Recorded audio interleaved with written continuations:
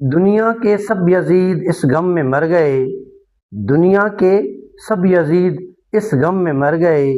Sir मिल गया हुसैन का, बैयत नहीं मिली। अस्सलाम वालेकुम, मुझे नालो बाशू कली है। अवां मुझे यूट्यूब ऐं फेसबुक ॾिसी रहिया आहियो। सुभाणे 19 जून आहे ऐं पूरी दुनिया में एक नई तारीख़ रक़म थियण वञे पई ऐं तमामु घटि माण्हुनि खे इन शइ जी ॼाण हूंदी त सुभाणे 19 जून ते उहा कहिड़ी तारीख़ रक़म थिए थी। इहा तारीख़ रक़म थियण वञे पई त जेको अमरीका ऐं ईरान इसराइल जी जेका जंग हले पई ऐं 28 फरवरी खां जेका जंग शुरू थी, जंहिंमें जेको आहे त हज़ारे जानूं जेके ज़ाया थियूं आहिनि ऐं किरोड़े अरबे रुपयनि जो जेको नुक़सानु थियो आहे। मुल्क तबाह ऐं बर्बाद थी चुका आहिनि। पूरी दुनिया जेको आहे हिकिड़े पासे जेको आहे तबाही किनारे पहुतल आहे। जेके ऑयल प्राइसिस आहिनि ऐं उन्हनि जे करे पूरी दुनिया मफ़लूज थी चुकी आहे, जंहिंजो बराह रास्त असरु पाकिस्तान ऐं असां तव्हांजे मथां बि पियो आहे। उन जो मुआइदो थियणु सुभाणे वञे पियो 19 जून ते, जंगबदी मुआइदो। ऐं उन खां अलावा जेके उहे ॻाल्हियूं उन में तइ कयूं वेंदियूं जेको ईंदड़ वक़्त लाइ जेको आहे तमामु बहितर ऐं साबित थींदियूं। पर हिन सॼे मरहले में 28 फरवरी जी जंग खां जेका शुरूआति थी आहे, अॼु जो के ॾींहं ताईं कुदरत वारे रब काइनात जेका फ़तेह ॾिनी आहे उहा सिर्फ़ु ऐं सिर्फ़ु ईरान खे ॾिनी आहे। मौजूदा दौर जी जेका करबला हुई, उन करबला में ईरान अकेलो हुयो ऐं हू बीठो रहियो, हुन बर्दाश्त कयो ऐं आख़िरकार ईरान फ़तेहयाब थी वियो।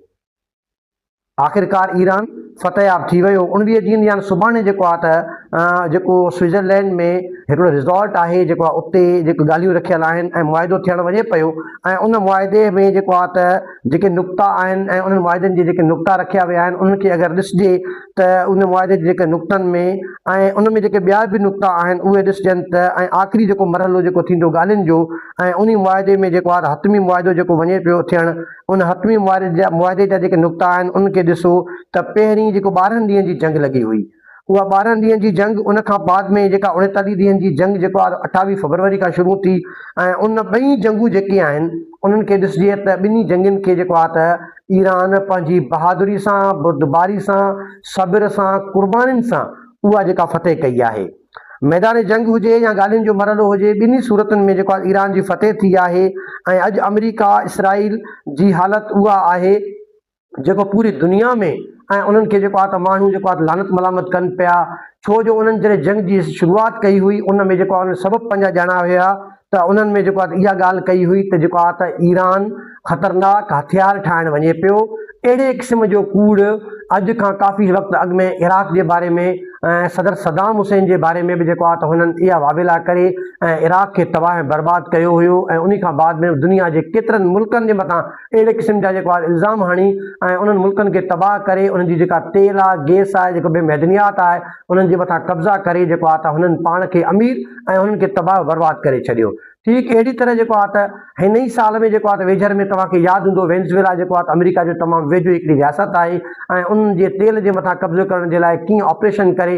उन मुल्क जे जेको आहे त वेठल सदर ऐं उन जी घरवारी खे जेको आहे त रात जे पेट में अगवा करे धाड़ेलनि वांगुरु उनखे खणी पंहिंजे मुल्क में जेको आहे त खणी अची पंहिंजी जेल जी अदालतुनि में उते पेश कयो वियो ऐं दुनिया में हिकिड़ी पंहिंजी चौधराइप क़ाइमु कई ऐं हुन इहो तासुरु ॾियण जी कोशिशि कई त मुंहिंजी मर्ज़ी, मां जिथे चाहियां ऐं जंहिंखे चाहियां पंहिंजे जेको आहे त क़दमनि में किराए सघां थो। मां जंहिं ज़मीन ते जेको आहे पेर रखंदुमि उहा धरती मुंहिंजी थी वेंदी। पर इहो हिन जी भुल हुई, हिन जी ग़लती हुई, जंहिंजो नतीजो पूरी दुनिया ॾिठो आहे। ऐं हिननि पाण खे जेको सुपर पावर सम्झनि पिया ऐं उहो सुपर पावर जेको तव्हां ॾिसो पिया, उन सुपर पावर जी जेका हैसियत जेका छा रही आहे उहो तव्हांजे साम्हूं आहे। ऐं हिन दुनिया में सुपर पावर सिर्फ़ु ऐं सिर्फ़ु रब जी ज़ात आहे। ऐं सुभाणे जेको 19 जून ते जेको मुआइदो थियणु वञे पियो ऐं उन मफ़ाहमत, उनखे असां मफ़ाहमती यादाश्त बि चवंदासीं त उन मफ़ाहमती यादाश्त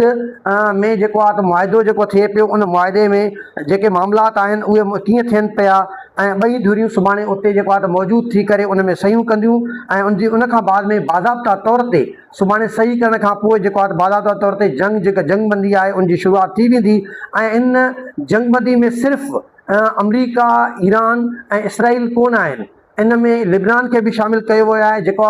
गुज़िरियल काफ़ी ॾींहंनि खां वठी जेको आहे त इसराइल जेका सिहूनी रियासत आहे ऐं हिकिड़ो बददिमाग़ जेको हुतां जो वज़ीर आज़म आहे, जेको जेको आहे हिकिड़ो जेके इंसान चवण बि इंसानियत जी तौहीन आहे, बेंजामिन नेतन्याहू, जेको कंहिंजे बि चवण में कोन अचे पियो ऐं उन जे मुल्क जी अदालतुनि में उहो पाण क्रिमिनल आहे, पंहिंजे पाण खे पंहिंजे मुल्क जी अदालतुनि में केसनि मां ट्रायल मां बचण जे लाइ हू पंहिंजे मुल्क खे जेको आहे त बाहि में उछलाए रहियो आहे ऐं दुनिया खे ॾेखारण जी कोशिशि करे रहियो आहे त जेको आहे त असीं उहे लीडर आहियूं जेके पंहिंजे मुल्कनि खे क्राइसिस मां कढंदा आहियूं, पर इहा हिननि जी हिकिड़ी चालाकी ऐं हिकिड़ो हरबो आहे। ऐं सुभाणे जेके मामलात आहिनि, सुभाणे जेका मुआहिदे ते जेको सही थियणु वञे पई, उन खां बाद में जेको आहे त लिबनान बि हिनखे शामिलु कयो वेंदो ऐं उन खां पोइ 30 ॾींहंनि जे अंदरि जेका अमेरिका ऐं ईरान जो जेको आहे त जेके हिक ॿिए जे मथां जेके मामलात हलनि पिया, उन 30 ॾींहंनि जे अंदरि जेको आहे हिकिड़ी ॿी बैठक थींदी ऐं उन बैठक थियण खां बाद में जेको ॿी जेका यादाश्त आहे सही आहे उहा कई वेंदी ऐं उन खां मुआहिदे करण खां बाद में पोइ अमेरिका ऐं ईरान जा जेके हक़ीक़त में जेके मामला आहिनि उन में जेके उहे हल करण वेंदा ऐं उन में जेको आहे इहो हतमी मुआहिदो कयो वेंदो त अमेरिका मुस्तक़बिल में कॾहिं बि ईरान जे कंहिं बि अंदरूनी ऐं बैरूनी मामले में का बि मुदाख़लत कोन कंदो ऐं ईरान जे मथां जेके गुज़िरियल काफ़ी सालनि खां वठी पाबंदियूं आहिनि उहे पाबंदियूं पिणु हटायूं वेंदियूं। आबनाए हुर्मुज़ जेको वॾे हथियार तौरु जेको ईरान इस्तेमालु कयो आहे, उन आबनाए हुर्मुज़ ते मुकमिल कंट्रोल जेको आहे ईरान जो हूंदो ऐं जेके असां टॉल जेको चवंदा आहियूं, जेके टैक्स जेको चवंदा आहियूं ऐं किथां बि अगरि का गाॾी गुज़रंदी आहे त उनखे चुंगी ॾियणी पवंदी आहे ऐं कहिड़ो बि जहाज़, बहरी जहाज़ जेको बि आबनाए हुर्मुज़ मां गुज़रंदो हुनखे उहा तय थियल चुंगी ऐं टैक्स आबनाए हुर्मुज़ मां गुज़रण ते ईरान जे हवाले करे उनखे ॾेई करे बाद में उतां गुज़रंदो ऐं आबनाए हुर्मुज़ ते मुकमिल तौर ते जेको आहे त ईरान जो कंट्रोल हूंदो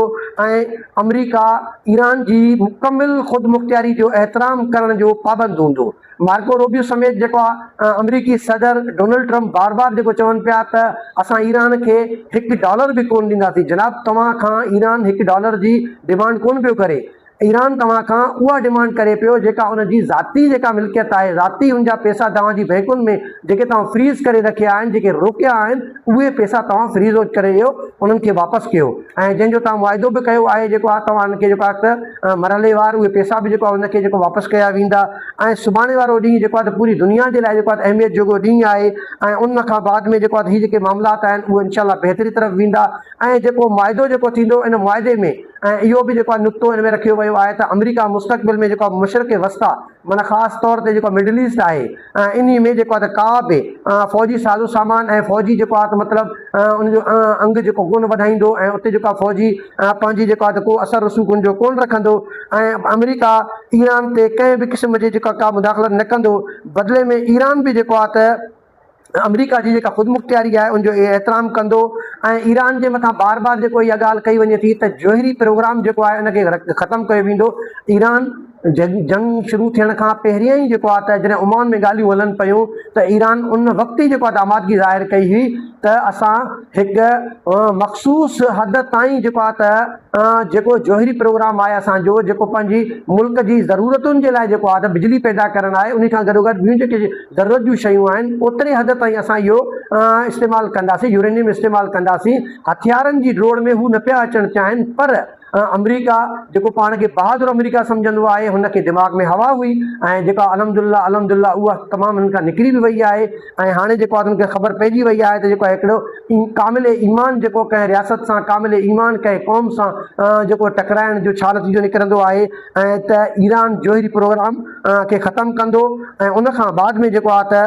इहे जेके मामलात आहिनि उहे बहितरी तरफ़ वेंदा ऐं इनशा